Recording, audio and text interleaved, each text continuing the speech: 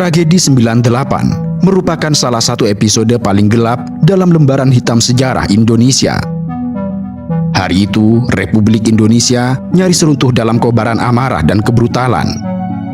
Dalam waktu singkat, negeri ini berubah menjadi neraka bagi banyak orang, khususnya bagi mereka yang terjebak dalam pusaran kerusuhan. Tanggal 12 Mei 1998 menjadi penanda awal tragedi besar itu. Mahasiswa Universitas Trisakti di Jakarta yang turun ke jalan untuk menyuarakan reformasi pulang ke kampus dengan tenang setelah bernegosiasi dengan aparat.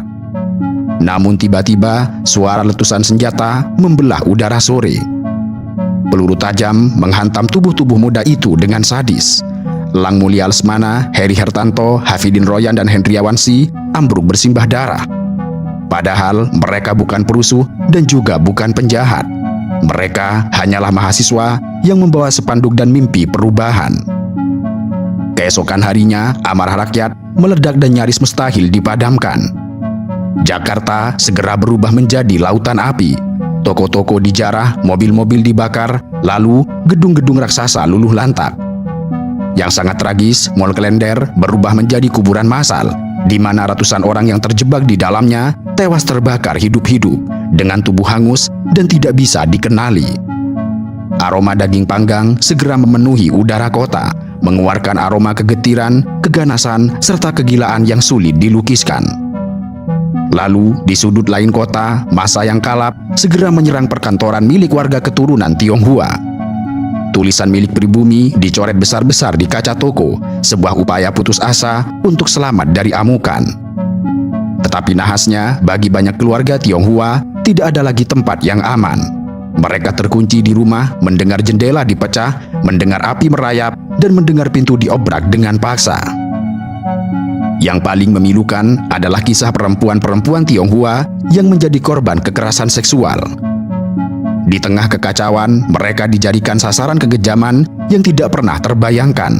Diruda paksa beramai-ramai, disiksa, bahkan ada yang dihabisi setelahnya. Laporan menyebutkan sedikitnya 168 kasus ruda paksa terjadi selama kerusuhan, sebuah noda hitam yang hingga kini masih meninggalkan trauma yang mendalam. Dalam hitungan hari, lebih dari 1.000 orang tewas. Sebagian karena peluru, sebagian karena terjebak di gedung yang dibakar, dan sebagian lain karena amuk massa. Ribuan orang luka-luka, puluhan ribu kehilangan rumah, toko, serta sumber nafkah. Sementara itu, mereka yang selamat tidak pernah kembali utuh. Mereka membawa luka batin yang amat kelam, juga ketakutan yang tertahan selama puluhan tahun. Banyak keluarga Tionghoa memilih mengungsi ke luar negeri, meninggalkan tanah air yang mereka cintai, tetapi saat itu menolak melindungi mereka. Dengan demikian, tragedi 1998 bukan sekedar kerusuhan biasa. Ia merupakan ledakan kebencian, kegagalan negara, dan kerapuhan sosial yang berpadu menjadi badai. Ia meninggalkan jejak luka yang sangat dalam. Korban yang tidak mendapat keadilan, pelaku yang tidak tersentuh oleh hukum, dan sebuah bangsa yang harus menanggung trauma sejarah.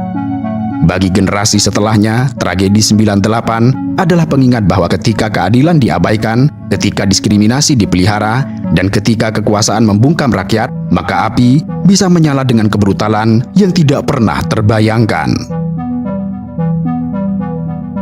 Tragedi 98 yang memunculkan amuk massa yang mengerikan tentu tidak muncul secara tiba-tiba. Tragedi ini dipicu oleh serangkaian masalah serius yang telah menumpuk selama masa Orde Baru